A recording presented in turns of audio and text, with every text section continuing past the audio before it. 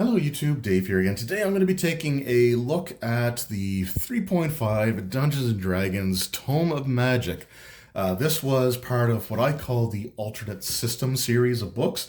It was a sort of a later release coming out in 2006 with 3.5 officially ending in 2008. The 4th edition playtesting era was right around the corner from here.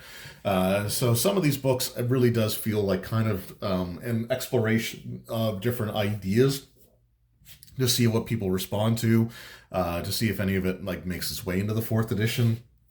There were some really great the alternate system books that have come out before, like obviously the Sonic's Handbook was fantastic for 3.5, not 3.0, but for 3.5.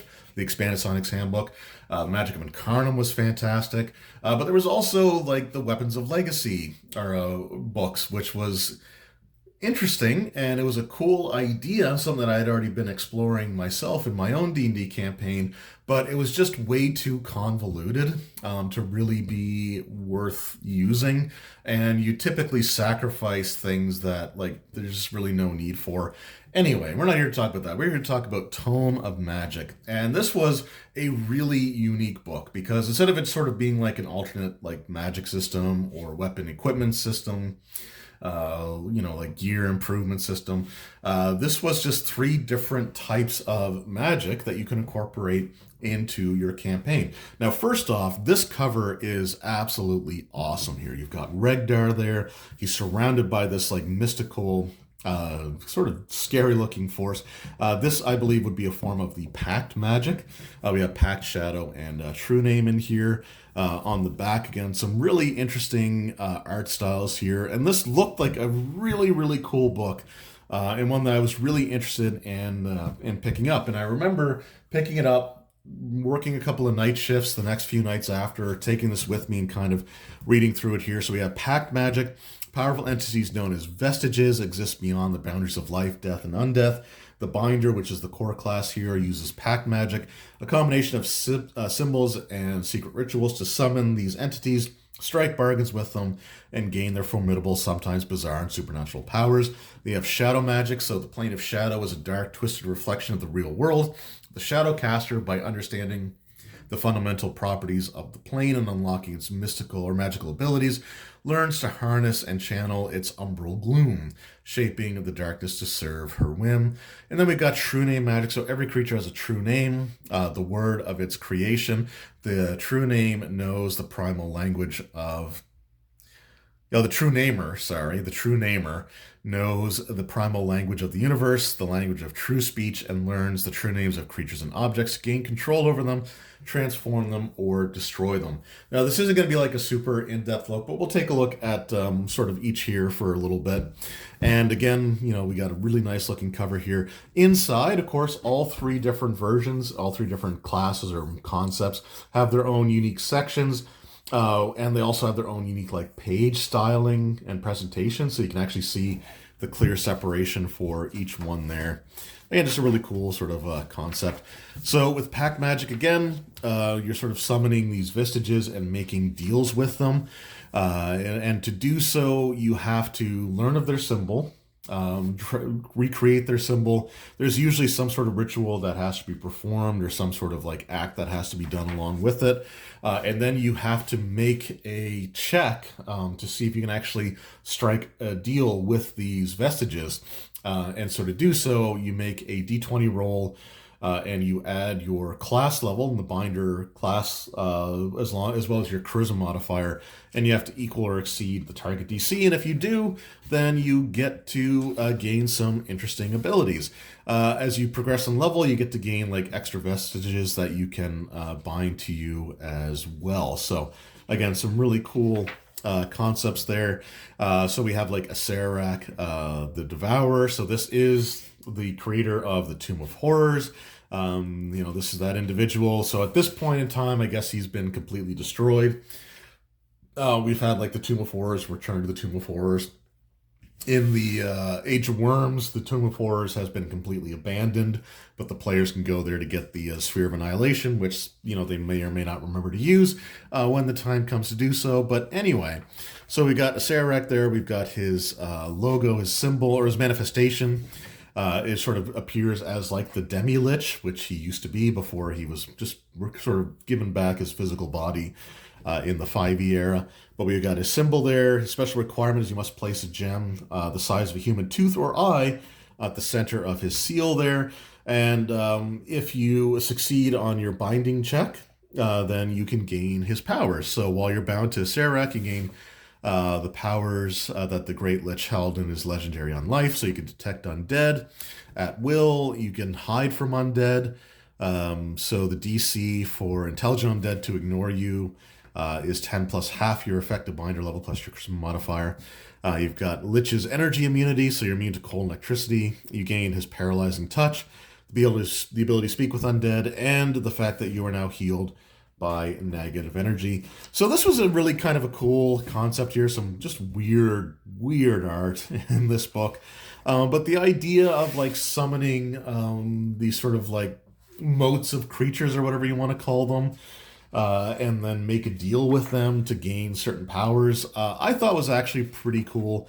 And overall, I would say of the three versions in this book, this is the one that I think was sort of the most compelling, I guess you can say. There's also like a bunch of prestige classes included in these books as well. Again, what's great is they give you sort of all kinds of information about how to like incorporate these into your campaign setting, an example of each one. So this is where they were really starting to really expand out on prestige classes and give you all kinds of great information, as opposed to just having like a ton of like really bizarre prestige classes in there for no reason whatsoever. Like, this is the point where they were actually putting thought into them. And I was never huge on prestige classes, but I will say that by this point, I was at least more willing to look through them because there weren't as many of them. And again, some thought has actually gone into like why these would exist and like organizations that they might be a part of, which I think just does a better job of incorporating them into your games anyway. And then, of course, we have some feats, so you can like expel a vestige that you're bound to. So I guess normally when you're bound, it might be permanent, but here you can sort of, I guess you can do it immediately. Oh, I guess no, you can actually expel one, but with this one, you can expel them right away. Although you do take a negative 10 penalty on your next binding check with any vestige, and you apply the same penalty on your binding check the next time you summon the vestige you expelled. Normally, a bound vestige does not leave you until 24 hours have passed since summoning. So I guess if you just wanted one for a very specific thing, you could do that, I suppose. But yeah, again, we got some magic items here as well. There might be some organizations. We got some monsters. Again, some interesting creatures in here as well. Like the roving mauler there is just kind of interesting.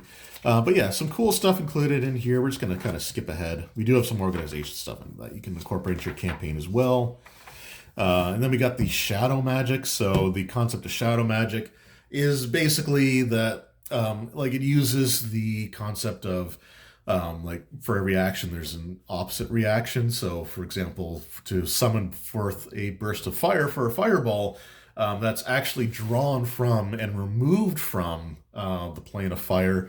So that's sort of like the, I guess, the reflection sort of concept. Then we have sympathy, so like affects like.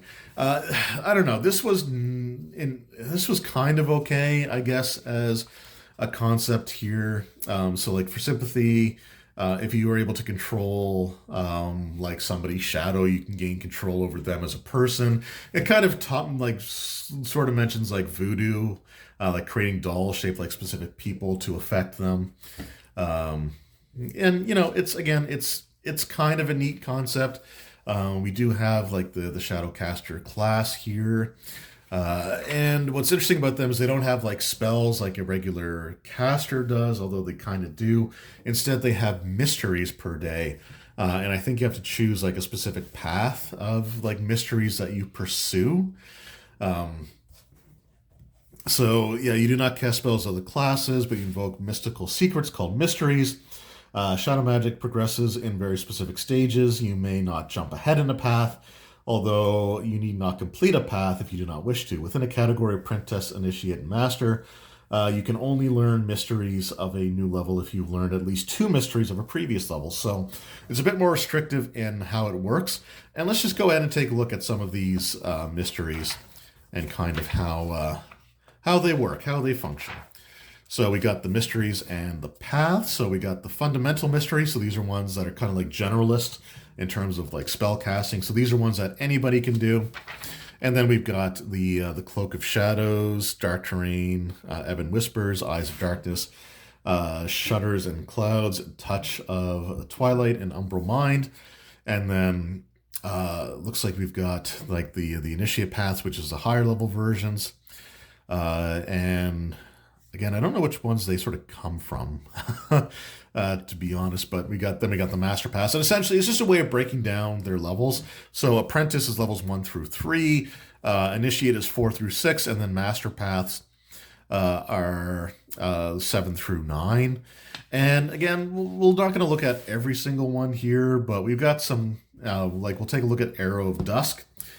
So this is a first level evocation. It's fundamental, so everyone can do this. A bolt of shadow springs from your hand, draining vitality where it strikes.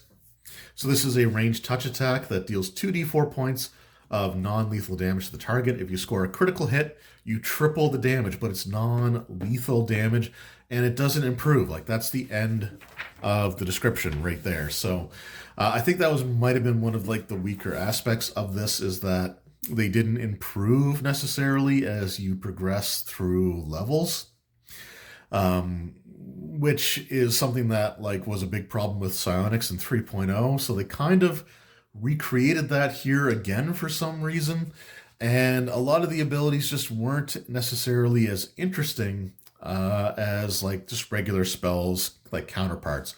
For example, they got like Black Fire here, which creates an area of terrain here, 1 5-foot square per level. So this one does, I guess, progress a little bit here. So you basically create a wall, or sort of you indicate where the squares are on the battlefield. And anybody that is in contact with it or moves through it or starts their turn in there, for example, takes 1d6 points of cold damage per 2 caster levels. So, I mean, that's not as bad. You get a little bit more of an increase there as it goes. It's not like the range touch that is only 2d4 and that's it, unless you crit. But I think, again, one of the biggest problems is that a lot of them just don't really progress the way that you would like them to. And there's some cool stuff in here, I guess. But I don't know. It's just one of those things where like you get so few spells or mysteries that you can actually use. So if we take a look here, right, you get way less than you do if you were just a regular spellcaster. So the fact that they're a little on the underwhelming side, or at least the ones that I've sort of taken a look at, not even just in this video, but I remember like back in the day, kind of taking a look at some of these, and it's like, okay, well, it's kind of neat, but a spell of that same level would probably be just as good, if not better. And you get more of them, like you get more spells per day. Like even a paladin or ranger, I think they get more than 3 spells per day per each level. So I don't know. This is just one where I don't think it just was like, it was an interesting concept, but I don't think they executed it particularly well, in my opinion. So I don't know. We'll move on though. We're gonna take a look at Truename Magic here, and I'm not gonna lie, I was not really interested in the concept of Truename Magic when I was first looking at this book back in 2006 when it released, and I don't know. Like again, you get some sort of like spell casting type of ability. But what it is you've got like the utterances instead of spells. So again, there's some interesting concepts in here. We'll take a look at some of like their abilities, I guess. So, for example, known personal true name. Your own personal true name. You cannot pronounce it automatically. Doing so requires a true speak check with a DC equal to 15 plus 2 times your hit dice plus 2 for an arbitrary reason, I guess. Because it's your personal true name, you get a +4 bonus on the check. Like, okay, I guess. I don't really, I don't know. This one again, I just wasn't interested in the concept of like true names. But the one thing that I will say that I do like about this is their utterances. So we're going to have to go through like the prestige classes here because like the utterances had a really cool mechanic about them. Here we go. In that they're pretty much all or most of them, at least that I've looked through, they have a standard version, but they also have a reverse version of it. So I guess if you say the utterance backwards, it does something different. So I just thought that was kind of cool. So we have like accelerated attack. So it's a level 3 power, lasts for 1 round, no saving throw. Your utterance allows your target to move quickly through a crowded battlefield, striking and darting away before attacks can be reciprocated. Images of the target in action persist for a few seconds after the target is gone. So the target gains use of the spring attack feat, even if he does not meet the prerequisites. As the target moves, he leaves a ghostly, translucent snapshot of himself in each square he travels through. The images disappear after a second or so. So again, not like super powerful, but the ability to spring attack, to be able to like move, attack, and then move away without provoking attacks of opportunity is pretty good. The reverse is this: a spellcaster you target gains the ability to cast a spell quickly while moving. So the target can make a special concentration check, DC 20 plus spell level. When casting a spell, if the check succeeds, he can cast a spell and move up to half his speed as a single standard action. The target can't use this ability to cast a spell that takes longer than standard action. If the check fails, the target loses the spell as if he had failed a concentration check to cast a spell defensively. As with the standard version of the utterance, the target leaves illusory after images behind him that fade after a second or two. The target still provokes attacks of opportunity for casting spells from any creatures that threatened him at any point in his movement. He can cast offensively. So, yeah, I don't know about that one. I don't know about that one. But I guess, again, you can grant somebody the ability to move up to half their speed and cast a spell, which I guess is kind of cool. But again, I just like the fact that they've got like different things they can do, like Breath of Recovery.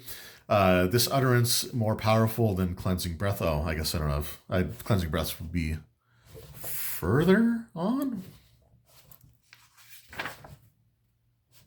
I don't know. Okay, so this is level 6. So the utterance, more powerful than Cleansing Breath, immediately ends any and all the following adverse conditions affecting the target: ability damage, blinded, confused, dazed, so it removes a bunch of stuff. The reverse version, the reverse Breath of Recovery utterance, freezes the life energy of the target, rendering action impossible. The target must make a fortitude save or be paralyzed, emitting wisp of black smoke until the effect ends. So again, I wasn't super interested in like the concept of true names in general, but the idea of having like a bunch of spell casting that you can do where the spells have like a reverse function, I thought was actually kind of cool. And now, like, reversing spells isn't anything necessarily new. Like in AD&D, you had several spells that could be reversed. Like, for example, Stone to Flesh could be reversed for Flesh to Stone. You had like the Cure Wounds could be reversed to like Cause Wounds. So you had stuff like that before, but I thought that was probably the coolest part of the Truename Magic was the utterances themselves, and not necessarily like the other stuff like making DC like true speak checks to do things with. I don't know. I wasn't too keen on that as abilities, but I did like the ability to like reverse a lot of different effects. There's also some spells for like traditional spell casting classes in here as well, and of course some unique monsters and organizations and prestige classes and all the like there.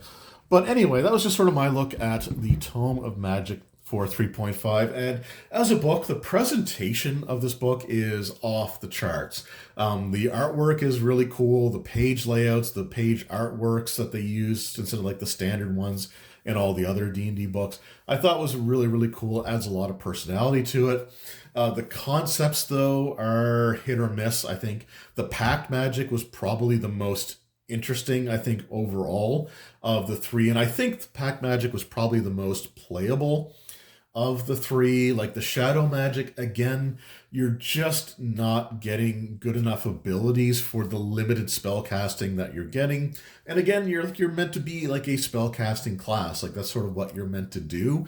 And you're getting fewer spells, which oftentimes just don't feel as good. Like the Blackfire one, where you create that like area of like terrain where people, if they're in it when they start their turn, or if they move into it or through it, take damage. Like that's a really cool concept, but it's only like a few inches high, so like characters can jump over it if they want to avoid it. So like there was just kind of like a miss on that one.